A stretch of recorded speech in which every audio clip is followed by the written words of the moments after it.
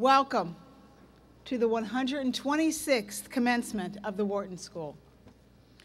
Dean Robertson, members of the faculty, members of the class of 1960 celebrating your 50th reunion, members of the class of 1985 celebrating your 25th reunion, distinguished guests, alumni, members of the class of 2010, and your families. Hey! We come together this morning to honor and celebrate the achievements of Wharton's class of 2010. Okay, seniors, remember back at senior reception when I told you about speech season? Well, hold on just a little bit longer. The end of speech season is in sight. A couple of more of these, and you're no longer going to be Penn students, but rather Penn alumni. So, bear with us for just a few more words of advice and praise. You know, graduation is a natural time for reflection. So let's go back in time to 2006. I was thinking about how much life has changed since then. Remember when the Dow was strong, topping out at over 1,200 and climbing? The housing market peaked, and you began your freshman year at the University of Pennsylvania. Well, I don't need to tell you, a lot has happened since then. The Dow took a little bit of a drop to below 6,600. The housing market fell apart. The economy and the world changed profoundly. Indeed, how we view business and business leaders is fundamentally different. While you slogged through Math 104, you finally figured out what OPM is, you built your teamwork skills through countless group projects, you also faced the challenge of having to revisit some of your assumptions about the world and where you're headed. The career path you might have envisioned for yourself might have diverged or even changed completely. A company or an industry that you thought you would work for may no longer be viable. The value system of corporate America continues to be reshaped. The good news is that with change, you also find opportunity. You have discovered that you were suddenly in a position to consider jobs, careers, industries, opportunities you didn't even think were options. Your eyes might have been open to new possibilities, such as starting your own company or working for a not-for-profit sector, going into teaching or into government. In fact, I challenge you to define yourself and your place in this world in light of these changes and focus more on how you can contribute to society rather than the narrow lens of monetary gain. You have so much to give in a time when so much is needed. But no matter what path you choose, I have confidence in you as you embark into this new world because you've achieved so much since you've been here. You have established outstanding academic initiatives through the Wharton Undergraduate Advisory Board. You've served as team advisors for Management 100, embraced and helped build an exciting program within Wharton as the first Wharton undergraduate class to be cohorted. You've led close to 50 Wharton recognized clubs, which contributed to building a stronger Wharton community through numerous events and conferences. You've performed in dance recitals, orchestras, theater productions, worked on countless hours of research and projects with distinguished faculty. You've excelled in varsity sports as all-Ivy players. You initiated the first undergraduate social impact conference and worked to make the social impact and responsibility concentration a reality. You've engaged with our Wharton alumni around the world and on campus. And you've served your peers across the university as 2010 class board president, officers, members of the UA, SAC, SKU, and NEC. You've grown, stretched, and clearly achieved a tremendous amount. As Wharton undergraduates, I know you have the skills to take advantage of all of the opportunities and the knowledge to make a difference. Our transforming economy and world will present you the chance to use these skills. Life is full of surprises. It never goes the way that you expect. My advice? Embrace the unexpected. Learn from it. Adapt. Grow. Let your passions guide you to success, fulfillment, and happiness. We will miss you, and some of you might even miss us. But always know you have friends at Wharton, and especially in the undergraduate division. Drop us an email. Let us know how you're doing, what's happening with your life. When the time comes, please remember to return to mentor those who come after you. But above all, as I tell my own children, be safe and make good choices. And now I am pleased to introduce Dean Thomas Robertson. Dean Robertson is a longtime member of the marketing faculty here at Wharton. As a dean, he provides strategic vision for all of our educational, research, and outreach programs. They advance Wharton as a force for good around the world. Dr. Robertson is currently leading Wharton's $550 million fundraising campaign with an emphasis on student scholarships, hiring world-class faculty, and programs in areas such as global leadership, entrepreneurship, and social impact. Please join me in welcoming Dean Tom Robertson.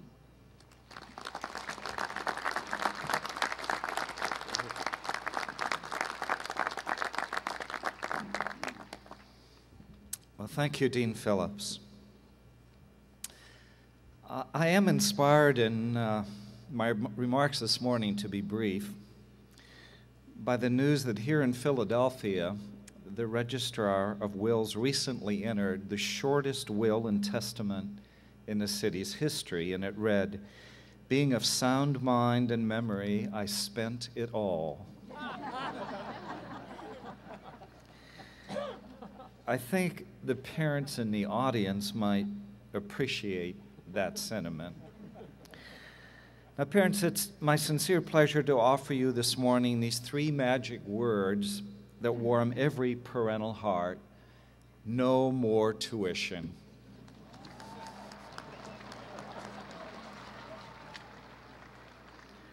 Congratulations. Graduates, your adventure is just beginning. But before you get started, let's pause to recognize the considerable investment of time, treasure, and love your families have invested to make it possible for you to receive your degrees. They claim our affection, and they've earned our gratitude for all the help they have given you over the past 4 years. And won't you stand up and join me in showing our appreciation for all that they have done?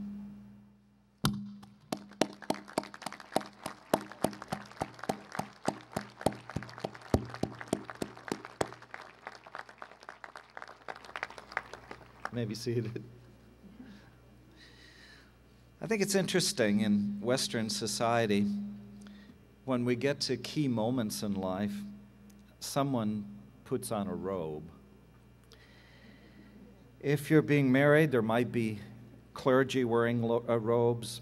If we find ourselves before the bars of justice, we'll be facing a judge wearing robes. And on these occasions, when we graduate from a program of study, out come the robes again. Here are your perfectly ordinary professors. Actually, they're extraordinary professors. And they're suddenly dressed in robes and massed together on a stage, looking uncomfortably like a grand tribunal of the Spanish Inquisition. But then you've probably already made that association. The desired effect here is not meant to be intimidation, but rather signification. Through our dress and the formal nature of this event, we're underlining the fact that you've reached a key moment in life. And it's terribly important to get the key moments right. No doubt some of you are feeling that the only key moment that's truly important to get right at the moment is to walk across this stage and shake hands without tripping in front of family and friends armed with video recording devices. But in fact, as you now journey into the wide and venturesome world, what you end up facing is mainly a fair amount of routine, punctuated every so often by these key moments. Imagine, for instance, doing the same task repeatedly and unendingly for 3 straight years. That's about 27,000 hours, which is the amount of flying time that Captain Chesley Sullenberger had accumulated when he took off from LaGuardia Airport with 155 people on his plane. And then came these key moments. To be precise, 6 minutes of key moments in which Captain Sully did everything right. And we're all familiar with the happy outcome, key moments. I hope you'll remember that it's the key moments you've been educated and trained to address.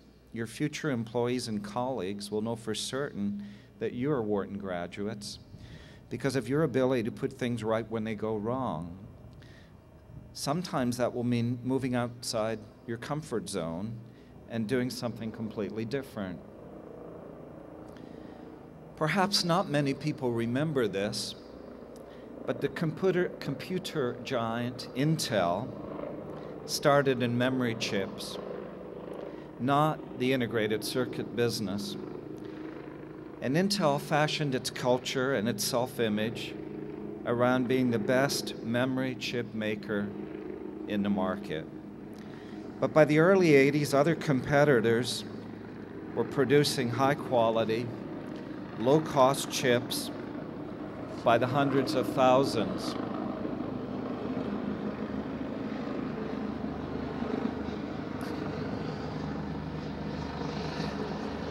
And Intel's share of the market got smaller and smaller, and the company itself was threatened. At the time, Gordon Moore was CEO, and Andy Grove was president of Intel.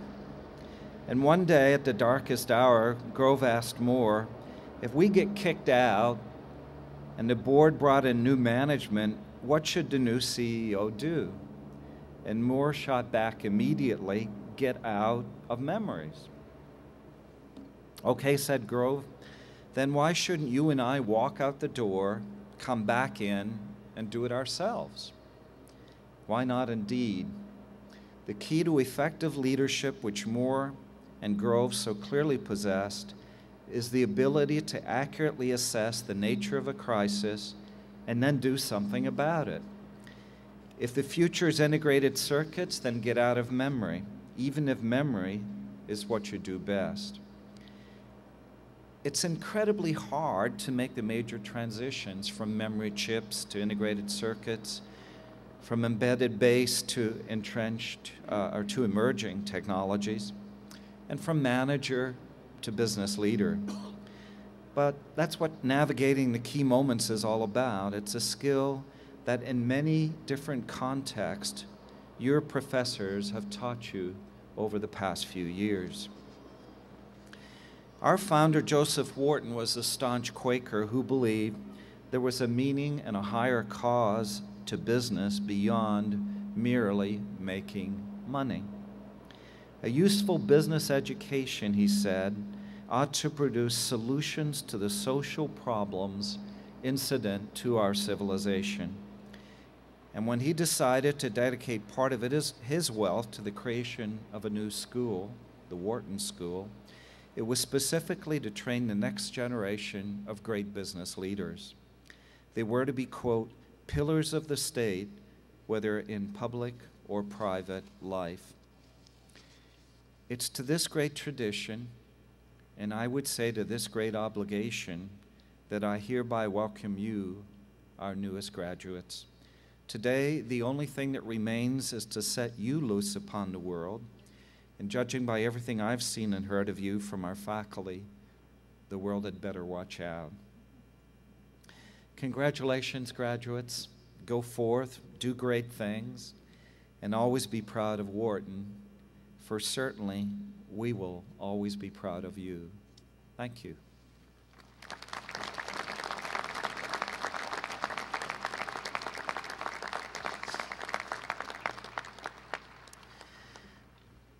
Each year, a representative from the graduating class is selected as Wharton's student speaker. And it's my pleasure now to introduce Shannon Dwyer. Shannon is graduating with a concentration in finance and a certificate in Spanish. At Wharton, she served as the head team advisor for Management 100, head advisor for the Wharton Summer Program, Leadership in the Business World, and a teaching assistant in several departments. She's been an active member of Wharton Women and was recently named Wharton Woman of the Year. After graduation, she'll be joining the Blackstone Group as a full-time analyst at their restructuring advisory group. It is my pleasure to introduce the class of 2000 student speaker, Shannon Dwyer.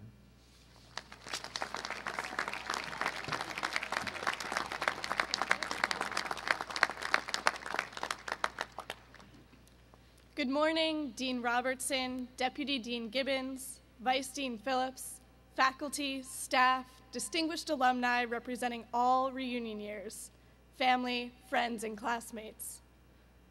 When I sat down to think about what I wanted to say to everyone here on the day of our graduation, the first obvious topic that came to mind was the economic crisis. But the reality is that we've all heard those speeches and had those conversations before. Today is not the day for that. Today is our time to reflect on the past 4 years and to happily look ahead to those years that will follow. Today is our day to celebrate. I remember when I graduated high school and came to Penn, everyone kept telling me about how I was going from being a big fish in a little pond to a little fish in a big pond. Today, however, after 4 years here, I'm amazed by how quickly this pond got smaller. From our first day in Wharton, we are told we are the best and the brightest. Yet I think most of us still had that nagging feeling of longing for the smaller pond of high school, that place where everyone knew us. Then, after trudging through late nights in Huntsman, for Management 100 status report rehearsals and studying for the exams of the dreaded core, somewhere along the way, the pond got smaller, and this place began to feel like home. We made friends, we joined clubs, we became a part of something. More importantly, we became a part of that aspect of Wharton that is strong, but rarely recognized by people outside of it, community. Wharton is kind of a funny place to describe to anyone who has not experienced it firsthand. We all exist in this environment where, after not very long, we stop being surprised by the sight of an 18-year-old with the recognizable pink paper of the Financial Times tucked beneath his or her arm. We become accustomed to a whole language of nicknames and acronyms: OCR, ABP, Steiny D, NPV, Dr. G, the list goes on, as you all know. We wear suits and the women wear heels in the snow for presentations and interviews. We're kind of a unique bunch of people to any outsider looking in. But as unique as we are, for the most part, we get each other. That is, the student who stays up all night studying for finance exams has something in common with the student who stays up all night drafting proposals for the social impact and responsibility concentration. We work hard and we're passionate about something. That's Wharton in a nutshell. That's our community. And that's what keeps us all swimming in this pond together. It seems somewhat ironic to spend so much time discussing what connects us on the day that is unavoidably cloaked in the reality that, at least in terms of location, that connection ends. The most token, uplifting phrase of most graduations is the good old, "Today is not an end, but only a beginning." I hate that phrase. It's true, of course, that today is in many ways the beginning of the rest of our lives, and that is exciting in more ways than words could do justice. At the same time, however, I think it's okay to see today as an end to something. It's okay to be sad that these 4 years are over, because in doing so, we're recognizing that they meant something. Wharton has made us into adults. It has taught us what we like and what we don't like, provided us with mentors and confidence and lifelong friends. I want to thank every other member of the Wharton class of 2010 for making the past 4 years better than I ever could have imagined. Good luck to each and every one of you. Thanks for creating the best community a girl could ask for. And good luck as the not-so-little fish in your next big pond, wherever that might be. Thank you.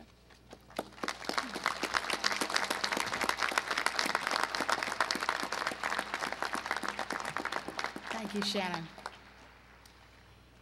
This year marks the beginning of an exciting new tradition. The class of 2010, you guys, had the opportunity to select a faculty member to address them at graduation.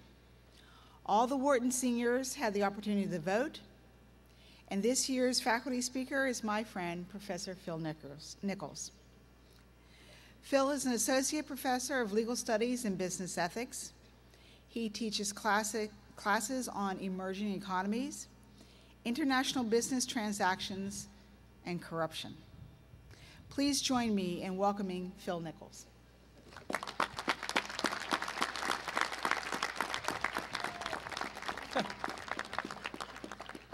Mom?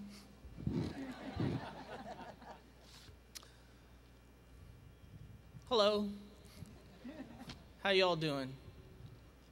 I guess I am here to give a faculty perspective. I also live in Stouffer College House, so I get to see you guys when the rest of the faculty goes home. I don't have a lot of time, so let me cut right to the chase. I think that you guys are amazing. I know that everybody in the world is telling you this right now, and I really don't want it to go to your heads, but I really do think that you guys are amazing. If you have had the misfortune of taking a class with me,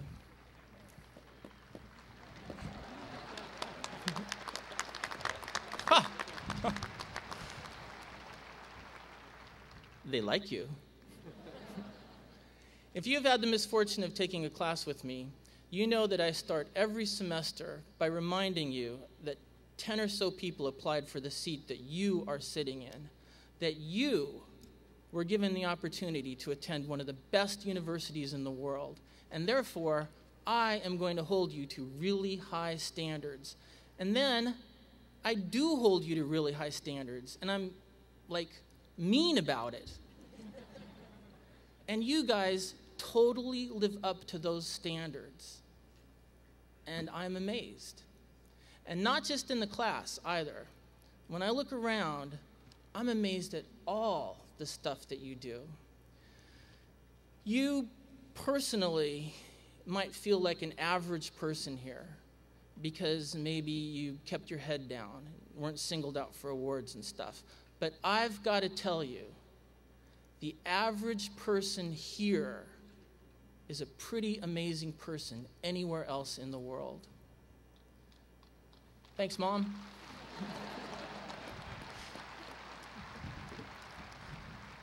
Okay, so you were given a pretty awesome gift 4 or 5 years ago. Out of the thousands and thousands of people who wanted to go to the Wharton School at the University of Pennsylvania, Penn decided that you were the ones who got to go. And you've used that gift really well while you were here. But these 4 or 5 years have gone by pretty fast. You're graduating now. Slow down.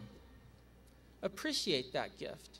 Use it to be just as amazing in the world as you have been while here at Penn.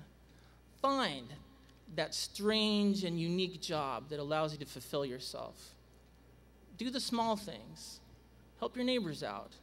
Care about other people more than you care about yourself. Be an awesome parent, like your parents. Now it's their turn. Lead where you live in ways that really matter, even if no one recognizes you for it. Penn gave you an awesome gift. Penn chose you over hundreds of people, and man, I think Penn made the right choice. I have really loved spending time with you guys. You are amazing, and I know you will continue to make the world an interesting and better place. You've got lots of time. Don't let anyone pressure you, and certainly don't pressure yourself. But, believe it or not, Wharton has prepared you to contribute to the world in thousands of ways, big and small, and has prepared you to find any number of paths to self-fulfillment. Enjoy your last few days together. Remember, you will always be part of the Wharton community. And thanks for everything. Ciao.